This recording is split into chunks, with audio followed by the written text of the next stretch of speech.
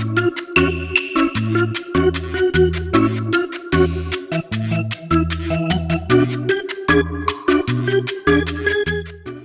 right, everybody. He likes candy more than chocolate. He has written for the Sun and the Stars from a Toronto perspective, and is the prospect purveyor for the Athletic. He is Mr. Scott Wheeler. Scott, how are you doing? I hope I can call you Scott. How are you doing today? Yeah, no, I'm doing well. I actually, just before I hopped on with you here, I was doing some video work on William Wallinder. So I've been working on Red Wings content all day today. Well, that's good to know that you're in that headspace, because I think for everybody that's a Red Wings fan, as you could probably guess, we've had our eyes on the future for a few years now. Mm-hmm. So that's where we end up taking our conversations for the most part. And it's an absolute joy whenever we can get the likes of yourself. So I couldn't be happier to have you on the show. I think I mentioned to you in a message that my brother and I, who's my co-host, we've been stuck with our 30-minute time frame, which we break all the time on the show. But we've had your top four. Us being number 4, but your prospect rankings for the entire NHL as a segment on the show for literally since it came out. And it just so happens that everybody wants to talk about whatever the last game was the night before. So I'm taking it out of the hands of the fans for this next episode, and they're just going to have to live with it, because we can finally talk with the man himself, those prospect rankings. But before we do that, I just want to jump in here so everybody can get to know who Scott is, and I hope we can have some fun with these. But I might have led the witness on what the first topic is, but just to break it down real quick for anybody who's listened for a while or who hasn't heard one of our interviews. Scott, I'm going to give you 4 topics here. You're going to pick one, and then I've got some questions loaded up with those topics. All right. So 4 topics. This is the one I probably led the witness on with your intro here. But topic number 1 is candy. Number 2 is video games, if you are a player. Number 3 is television binging. And number 4 is lockdown. Ooh, television. I could roll with you on television binging. Fantastic. All right.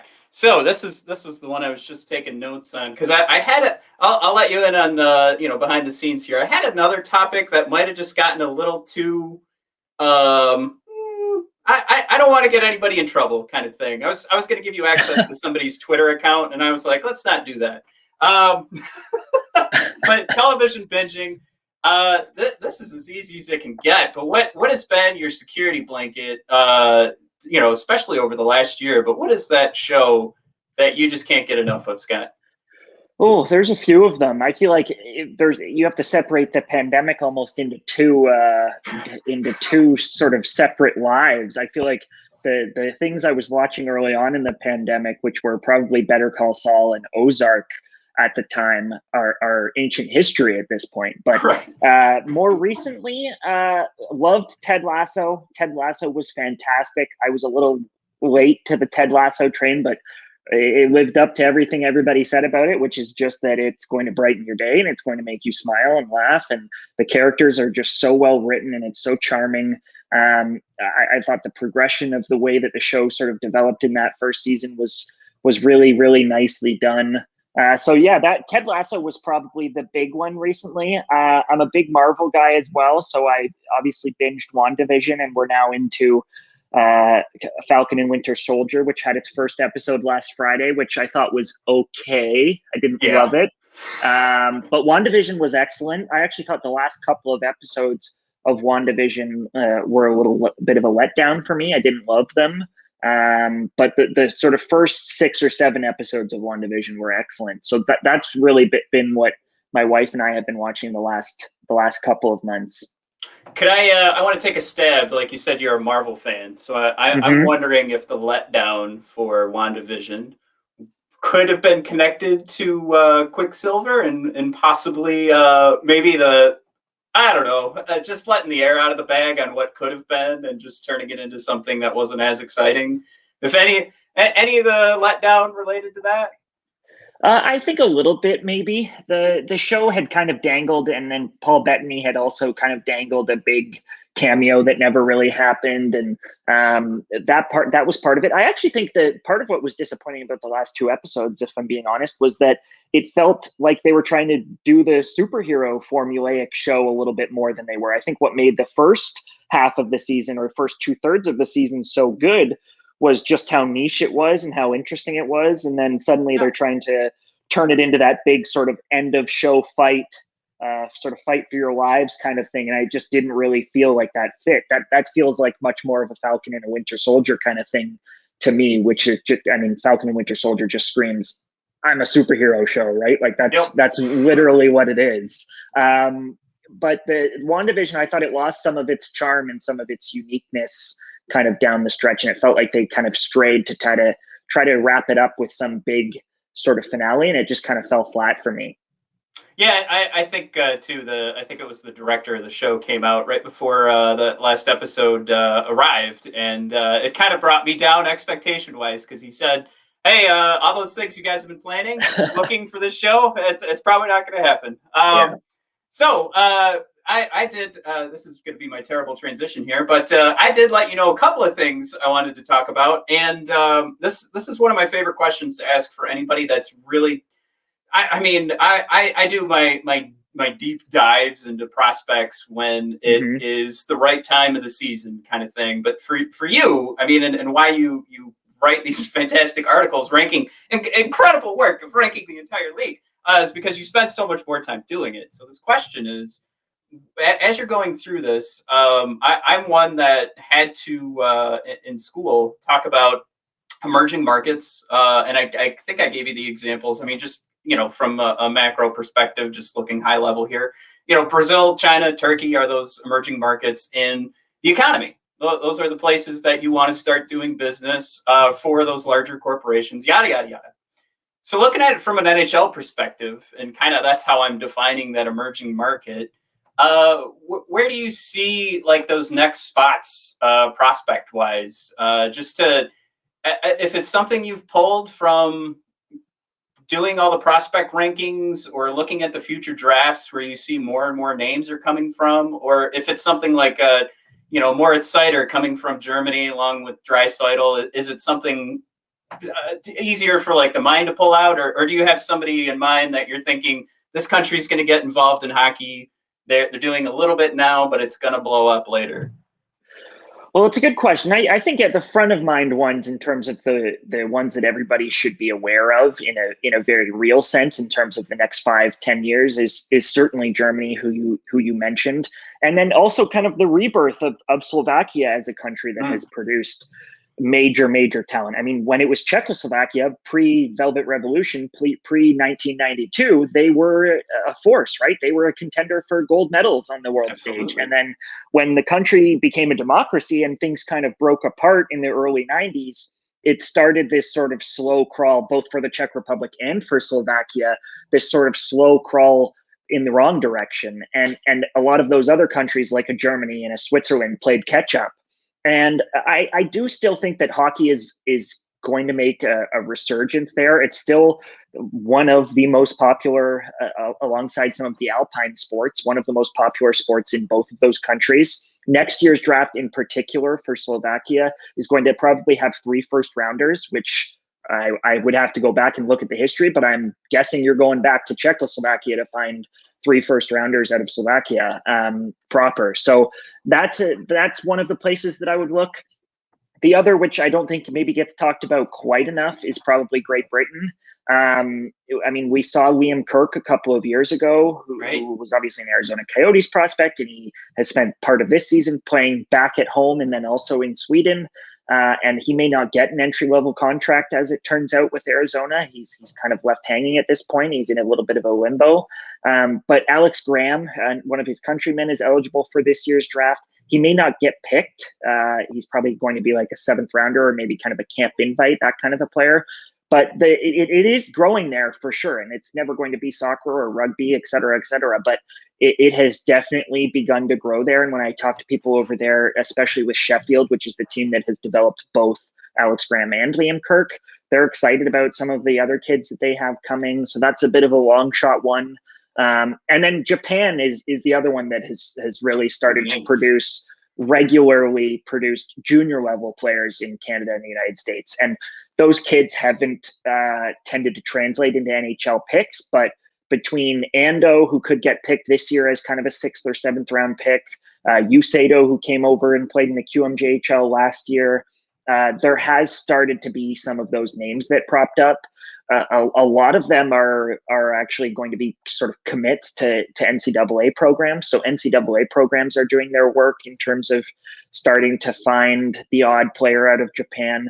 The high school circuit in Japan is actually, I wouldn't say competitive, because hockey there really isn't competitive, and a lot of those kids have to go elsewhere to play. But there is a legitimate high school circuit in Japan where almost all of the big high schools in the country have varsity hockey teams that are starting to produce some decent players. And those results are being seen at the lower levels internationally at sort of the 3rd and 4th tiers for U18s and U20s. So those are probably the ones I'd keep an eye on.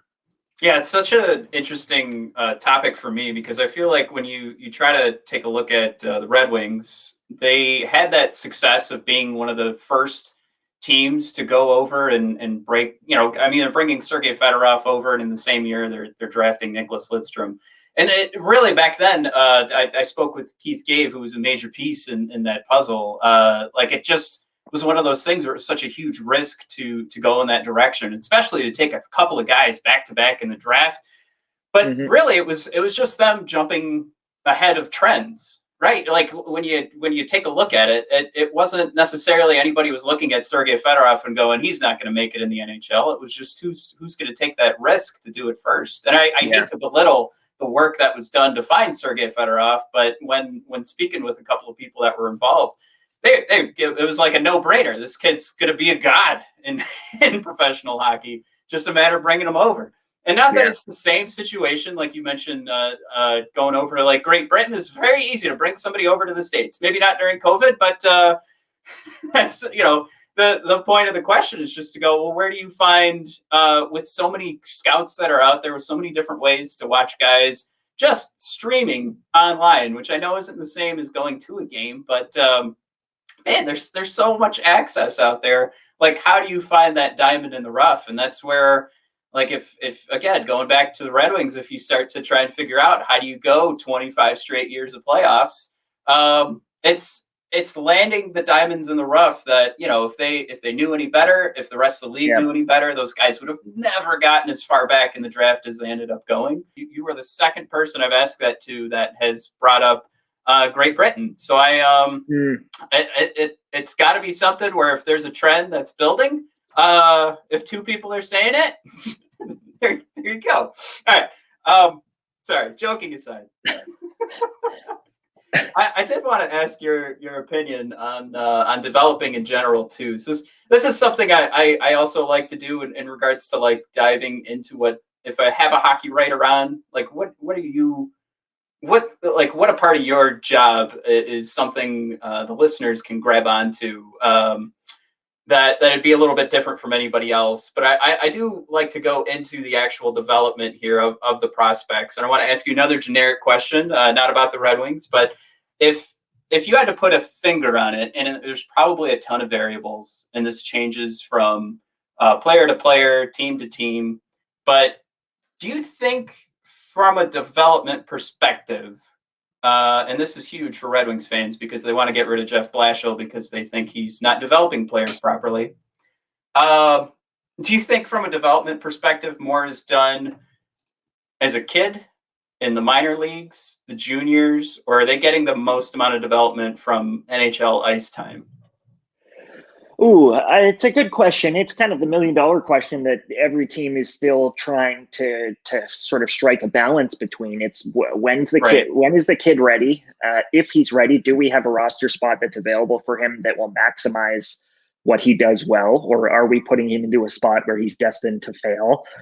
All of those are very, very tough questions to answer in a sport like hockey, where it doesn't come down to something as simple as if you've got a great wingspan in the NBA, chances are you're going to be a good defender. or a good rebounder, or if you can throw 100 miles per hour in the MLB, chances are, even if you have control issues, you're still going to be at least a reliever at that level. So it's just not that simple with hockey. So I know that's not a firm answer, but I think the answer is that I don't know. In terms of an actual answer to the question, I think the more and more NHL teams, I think, are having a real impact on these players. But I had a conversation with a coach in Minnesota for a story I'm working on one of the draft eligibles a couple of days ago. And he said, look, my theory is that the good players always stay the good players. Like the kid who's good at 10 years old, we can talk a lot about all the development that happens into their teenage years and beyond. But the kids who are the best players on the ice in Minnesota or in Michigan or in Ontario at 10, 11 years old, they pretty much almost all of the time stay the best at 17, 18, 19, 20 years old. So I think sometimes we also try to overcomplicate things. Sometimes one kid's just better than the next kid, and it's really that simple. But I do think increasingly that there's more of an impact being had at the NHL level with some of these departments that NHL teams have built for themselves. That there are limitations to how much you can train and work out, and some of these kids actually overdo both of those things in terms of conditioning and just over conditioning themselves, and it burns them out too early in their careers. But increasingly, NHL teams, I think, have found a nice market where they can actually mold these players more than they used to. And maybe it's less and less about player A is better than player B and more about, okay, we can fit this kid into the right spot, and we can work with what he does well and fix what he doesn't do well. So skating coaches are a big part of that. We always hear about the Barb Underhills of the world and the Darryl Belfries of the world, and these sort of gurus that NHL teams now turn to fix some of the quirks about their kids. So I think, I don't know, it's interesting. It's an emerging industry, and every team's budget is the same. So I think the wealthy teams are benefiting more from that nowadays than some of the teams that just don't have the resources to have these massive staffs of people who work on very individual plans with each of their players. But it's definitely getting there. It's definitely a sort of blossoming industry in hockey. And I think increasingly we're starting to see some of the impacts with some of the teams that just frankly do it better than other teams, with some of the teams that we talk all about whether they've drafted well, but maybe part of it is not just picking the better players on draft day. It's what happens after that. And there are teams, it would be a very hard thing to map out in firm terms, but there are teams that do that better than others. And I think you look at what the Philadelphia Flyers have done over the last several years. You look at what the Leafs have done over the last several years. I think the Vegas Golden Knights got it right basically from day one in terms of drafting and developing. Obviously, they've traded a lot of those kids to other teams, but they've done well. So it is, some teams are definitely doing it better than others. Yeah, that actually is a great point, because I was going to ask you if you think, and your point of the Vegas Golden Knights works right into the question that popped in my head. If you think like the player turnover should be, I don't know, maybe I don't want to say it should be higher, but if teams should be more willing, if they don't feel the fit sooner, if it's worthwhile to try and find another fit, or if you think like there is that amount of leeway you give a player to develop them into that fit. Yeah. And every team is worried about getting burned by the prospect, right? Like with the fit, if you give up on a kid who's 21 years old and he really clicks elsewhere, they know with a 28 or a 29-year-old what the other team is getting versus trading a prospect. I think you're right. It is a better choice for a lot of teams to trade that kid earlier when that kid has value.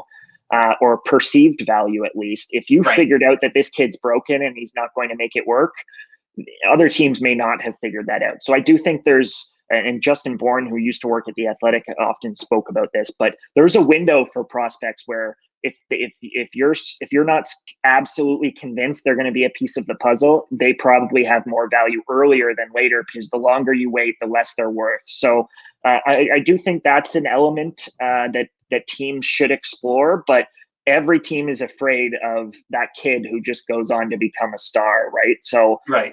that's the kind of thing for a general manager that sticks on your record, and that fans and your bosses, in terms of presidents and CEOs of these clubs, just don't forget. So it's a huge risk. But yeah, taking a look at those higher value guys that the Red Wings have right now, you listed us as the fourth highest prospect group. That's probably the best way to put that Yep. grouping. What I don't want to do, I just want everybody to go over to The Athletic, check out what you said about the players. So that's that, right? But what I wanted to discuss where your head's at in regards to the timetable for these guys. Maybe this relates into maybe an extension of what we were just discussing because of COVID and development. But what are the odds of Red Wings fans? I'm going to take Mo Seider out of there because I think he's going to be coming over next season based on what we're seeing right now. But for the likes of Lucas Raymond, Berggren, who's your number 3 on the list, Joe Veleno, and then Wallinder, who you said you took a deep dive in, are we going to be seeing these guys in the next 2 years, or do you think there could be an issue with COVID slowing the development of some of these guys, that it's going to be a little bit longer? Because Lucas, I was just speaking with one of our bloggers for our website. One of my concerns is, or one of my biggest fears was that we were going to be going a couple years before we saw him, and that's looking not necessarily based on his performance, but because of what's going on around the world, that it could just be something where we are waiting to, God forbid, 3 years as a Red Wings fan, God forbid. But yeah, how do you see that playing out? Or if you're seeing anything right now that kind of points us in that direction? Well, I think Lucas is an interesting one because I wrote this in advance of the draft, but he was always one of the kids at the top of the draft where it was going to be incumbent on the Red Wings and on Red Wings fans to say, okay, we need to be more patient with this kid. And when Tim Stützle is tearing it up or Alexis Lafreniere is tearing it up, we need to make sure that we are grounded in, okay, it's not about the first couple of years of these kids' careers. It's about where they're at in their prime. And I think the same argument could have been made if they had taken Cole Perfetti. Like, Cole was going to be a kid who was just going to probably take a year or two longer than some of the other players taken in that range. And I think that's kind of still where you're at on Lucas. The potential, the excitement, his ultimate value in the prime of his career is a guy who has a chance to be a first-line winger in the NHL and run a power play unit. And those guys don't grow on trees, and they're extremely, extremely rare. So you have to be careful with him.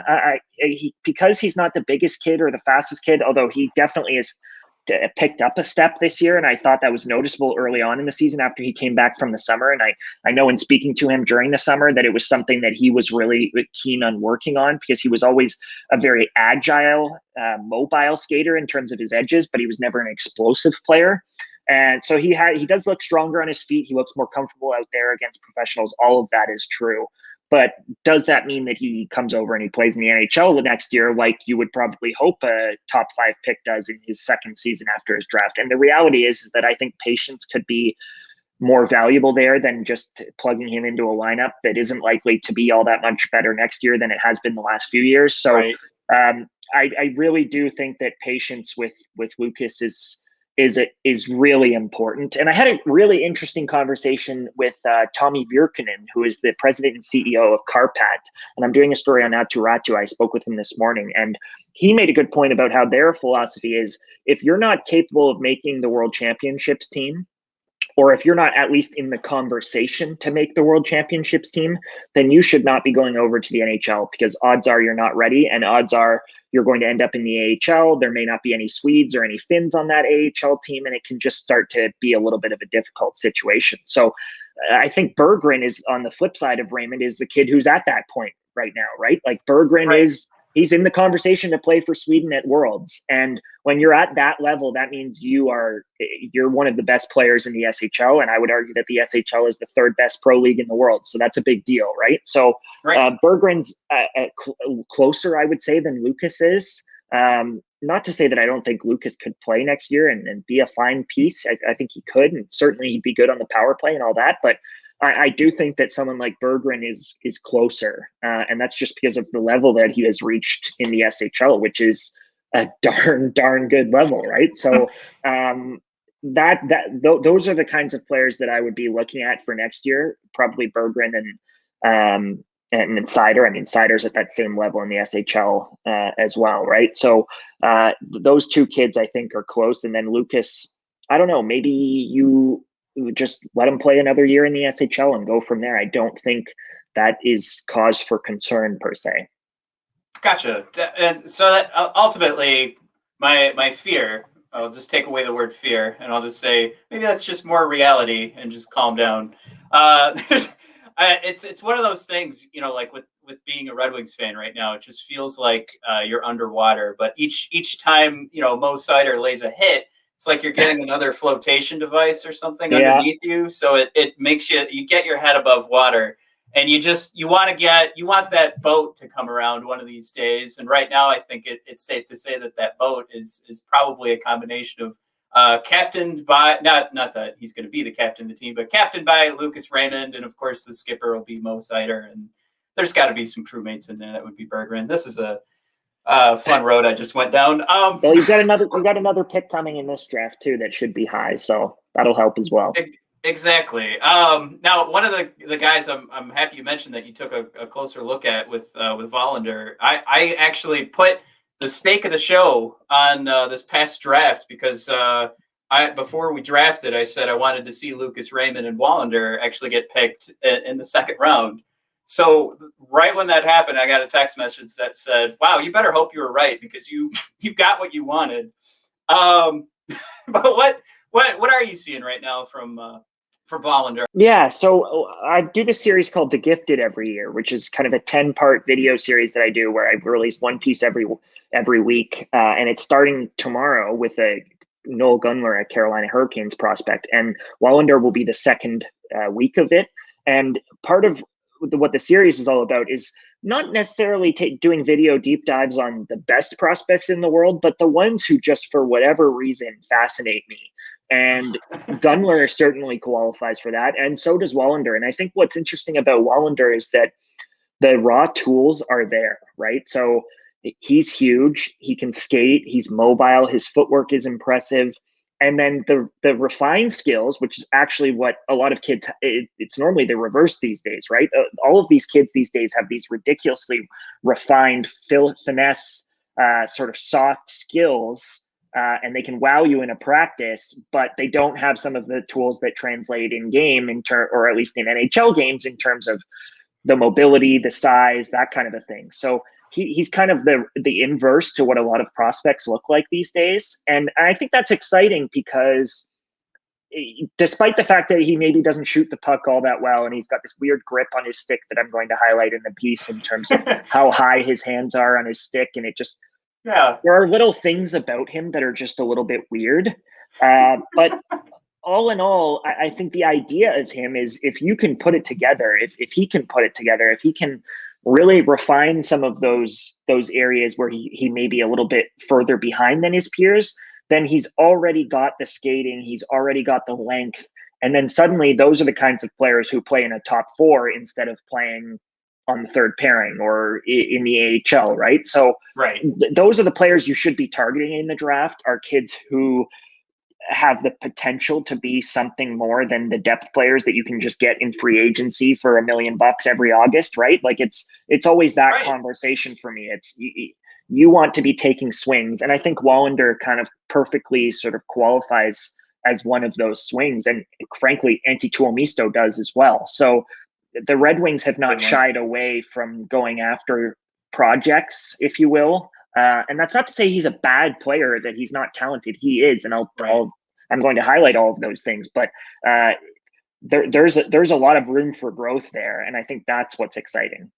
Yeah, and I think, like you mentioned before, and Red Wings fans know this, but we're still a few years away, even now. Like we're 2 years into 2 years deep into being one of the worst teams in the NHL, but we've probably still got a few to go. So if there's a guy that we can wait, if there's projects out there, that's something that I hope Wings fans know we can't shy away from or turn away from, because I think, I don't know if you'd agree on this, but I talked about these guys coming in as soon as possible, but there's also an element of making sure all of this lines up, because you don't want to have it could be something where contract wise that's where you want your head to be at, but when these guys start to come in, you're building this timetable of affordability, being able to go into free agency because you have these cheaper contracts of kids that are ready to play, and you're making work the guys that you've already put through your pipeline, and that's where the names like Dylan Larkin, who are going to be the highest paid players on the team, hopefully when we're successful. That's when those names are still part of the equation. So I that makes only too much sense, and I'm happy to hear that you found a lot of good things with Wallinder. With you saying he's a project as well. But I can't thank you enough for coming on. I hope I can have you on again, because the articles are an absolute blast. Everybody, I implore you. We say it almost every show, but I hope you guys are checking out The Athletic, and especially Scott Wheeler's takes. I wanted to go into, you did I think you might have tweeted this. I'm not sure if this is the article, but the way too early 2022 list of the top 50 players. That'll make, for Red Wings fans, it's going to make you feel a lot better about what's going on right now. But absolutely. Scott, is there anything else you wanted to throw out there for the listeners to make sure that they do check out, including the article you mentioned on Wallinder coming out? Yeah, no, that's it. You got the piece coming out on Wallinder, and in between me sort of hopping on the Red Wings beat every once in a while to do prospect stuff, you've also got Max Bultman at The Athletic, who is the best. Absolutely. So, you're in good hands if you're looking for good Red Wings coverage.